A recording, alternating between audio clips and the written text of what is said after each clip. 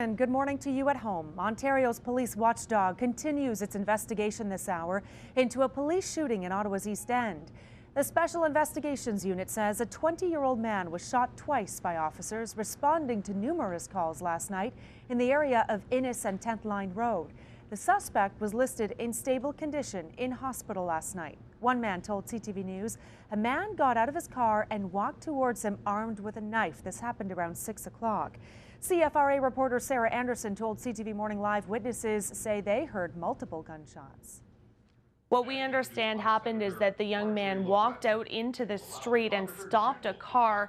There was damage done to the windshield of that car. And at that point, he pulled a knife, and that's when we understand a police officer was forced to discharge his weapon to stop the man. 10th Line Road remains closed today northbound between Innis and des Epaulettes this morning while the SIU investigates. A 32-year-old Shawville man will appear in court again next week, charged with second-degree murder following a fight. Quebec Provincial Police were called to an apartment complex on Victoria Avenue in Shawville Monday night. Police say when they arrived, they found 41-year-old Barry Brousseau suffering from serious upper body injuries caused by a sharp weapon. He died in hospital a short time later. Troy Allen appeared in court yesterday. A 16-year-old boy is expected to face charges after his motocross bike struck a vehicle in L'Ange Gardien. Police say the bike hit the side of an SUV at a driveway on Robitaille Road around 8:30 last night. The boy suffered a broken leg, while the female driver of the SUV was not injured.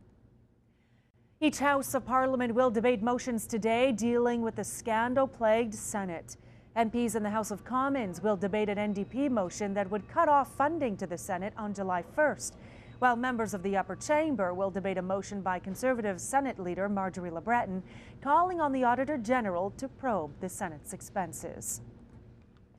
Two Conservative MPs are planning to launch a legal challenge over what they deem erroneous interpretations of spending rules.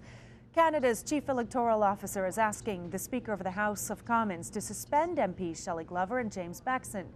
Mark Mayran found problems with their election returns and says when Elections Canada requested changes to the returns, agents for the two MPs refused. The two Manitoba MPs insist they did nothing wrong.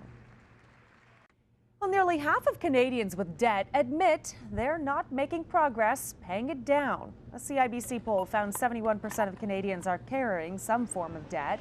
1 in 5 Canadians say their debt level has increased over the past year, and 49% admit they have made no progress towards getting it down. The top reason cited for not making progress on debt reduction was not having the money to pay it off. The deadliest tornado of 5 that struck near Oklahoma City last week was the widest twister ever recorded. The U.S. National Weather Service says the twister was 4.2 kilometers wide and packed winds of 475 kilometers an hour. 18 people were killed by last Friday's tornadoes and flooding in Oklahoma. And on May 20th, 24 people were killed when a tornado hit the nearby city of Moore.